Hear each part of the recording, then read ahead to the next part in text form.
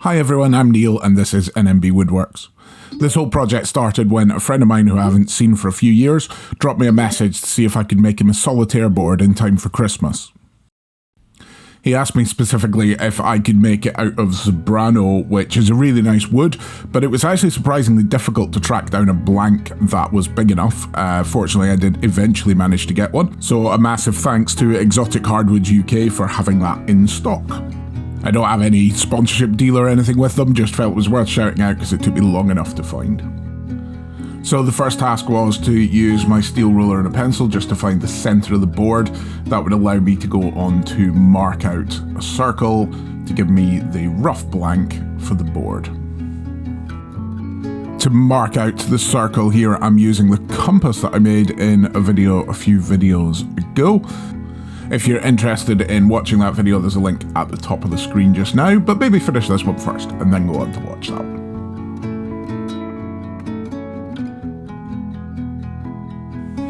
So it was then on to the bandsaw to cut out the blank. This is one of those moments where, although we all like to pretend that our workshop is perfect and everything's doing what it's meant to do, you'll actually notice from this clip that the dust extraction is not working at the moment on my bandsaw. So every now and then you see me having to blow the dust off. It's not ideal, and I was wearing a face mask at this point, which I wouldn't usually do if the dust extraction was on.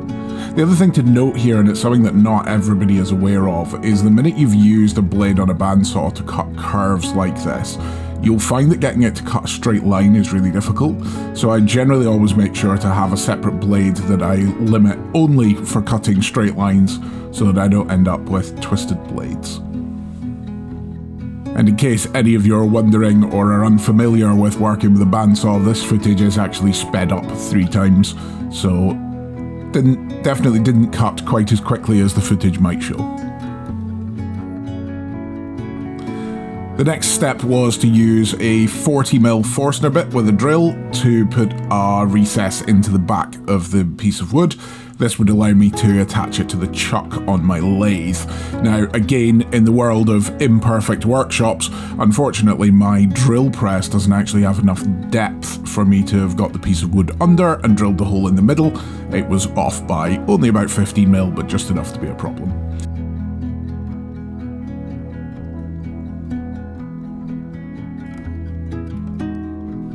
My bandsaw cut was never going to be perfect, so obviously the first job to do is to just true up the outside edge, make sure that the piece of wood is centered and is actually round. So you can see me here using a carbide bit to do it. There'll be much debate for decades, even hundreds of years to come, about whether carbide is better than HSS tools and all of that, but carbide works for me in this situation. It's a good way of just getting a nice square edge on the piece of timber. For those who are interested, the lathe that I'm using is a Record Power. It's a Cornet Herald. Again, not sponsored. I'm not sponsored by anybody, so none of this is sponsored. But it's a lathe I've had for a couple of years, and it's working really well for me at this stage. One of the major benefits of it, as you can see here, is that I can rotate the head of the lathe out. This gives me really good access to the front of pieces of wood when I need to flatten off the face, or if I'm hollowing out the inside of a bowl. So that is indeed the next job that I needed to do, was to flatten off the face of this piece of wood. Obviously when it's gone through the sawmill, it's a reasonably flat face, but as we're turning it, it's useful to have it absolutely flat as per how it sits on the lathe. Again, just using the square carbide to go through that and make sure that I can get it flat. Not a huge amount of work to do here because, as I say, it has come off the mill fairly flat already. Just truing it up so that we've got a nice smooth surface to work on. Having finished truing up the face, I have realised that there's a fair bit of tear out on the wood itself, as you can see in this shot here. It's not a major problem, but it means I need to be a bit careful as we go through, and it probably is going to require a bit more sanding. So next up, I had marked out a template using square paper to work out the holes where the marbles would sit. Now I'll admit here what I'd done is cheated, borrowed my daughter's Solitaire game and mapped it off that because it's a very similar size. I did have to scale it up slightly for this, but the ratio of where all the marks were to each other was still right. I'm then using an ice pick that was made for me by good friend Rasmus to mark out both the centre of the blank itself, but also to then be able to poke through each of the holes on the paper template to leave marks on the wood.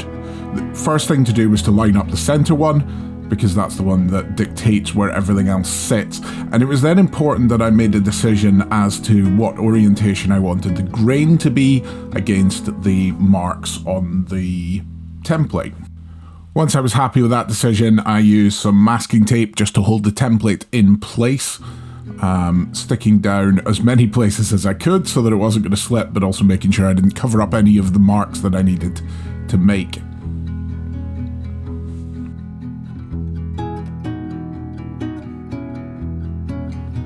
Next thing to do was to go across the entire template and using the ice pick and a hammer to make marks through the template into the wood.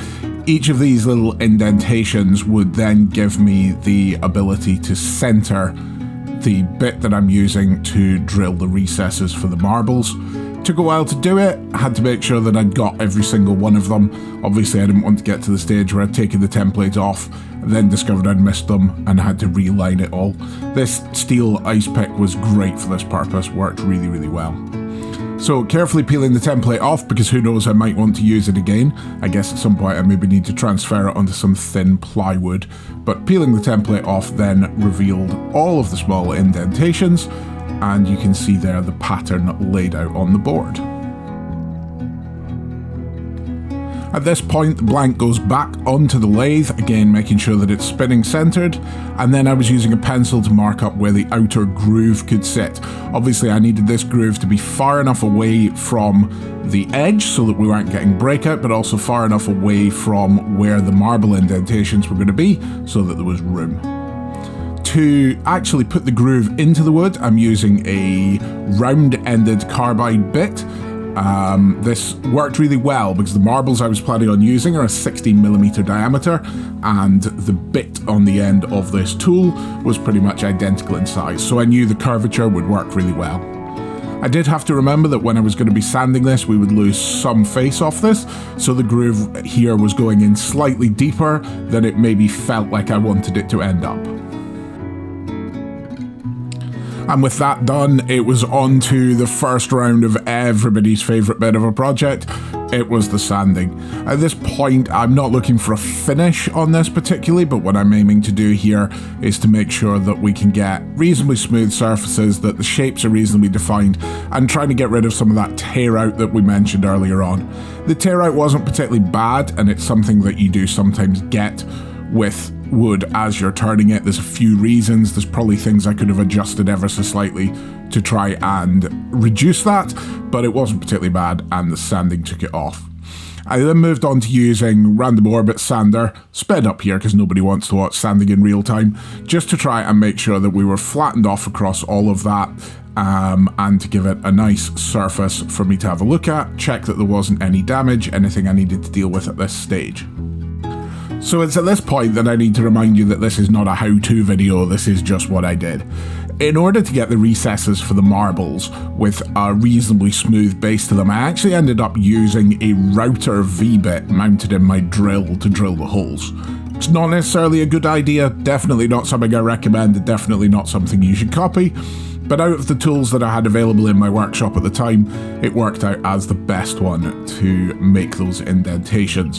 Where I'd looked at using standard drill bits, I was ending up with a small hole down in the bottom of each of the indentations, which just didn't look particularly great and was going to be really difficult to finish in a way that I was going to be happy with. So yeah, router bit, V-bit to get V-shaped grooves down into the holes, and there was a clear mark on the router bit that enabled me to make sure that all of these indentations were drilled to the same depth. Having drilled all of those indentations for the marbles, that was the main shape forming completed, and that took me back to everybody's favourite job yet again, lots and lots and lots more sanding. Again, I have sped this up considerably here so that we're not all watching sanding in real time. It did take me quite a while, especially with that little bit of tear out that I was getting, to get this as smooth as possible in finish, and I worked my way through a lot of grits. As you can see here, there was a fair bit of sandpaper used. The reward for all that sanding though is you get to apply the finish. So here I'm using a oil and beeswax finish that I make myself, having taken inspiration from a video by Rag and Bone Brown, which I will link to as well because it's a really good video.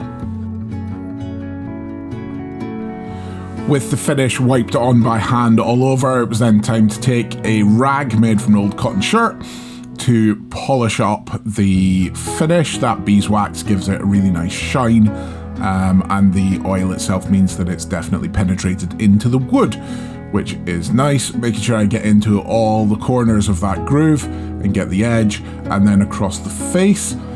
I did then have to go back and individually finish every single one of the marble indentations because obviously couldn't get at them whilst they were spinning. With the finish applied, you can see how much that grain just pops. I wanted to make sure that when this was placed on a table or the like, it wasn't going to scratch it. So I found a scrap piece of leather that I had left over from a previous project and used a compass here to scratch in a circle. I'm doing this on the underside of the leather, so it's the non-showing side. To give me a circle slightly smaller than the diameter of the game itself.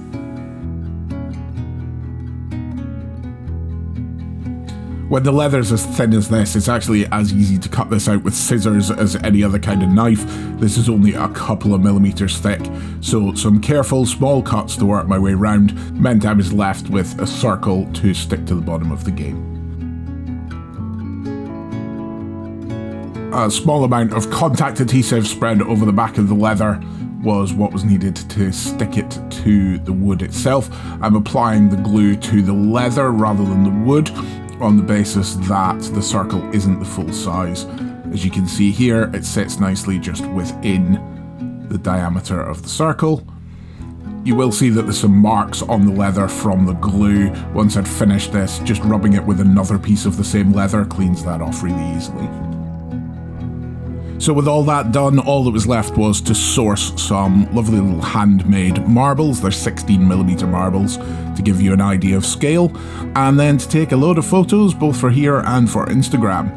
I hope you enjoyed watching the video. If you did, please give it a thumbs up. Please consider subscribing for more of the videos that I'm making, and I will see you again some point soon.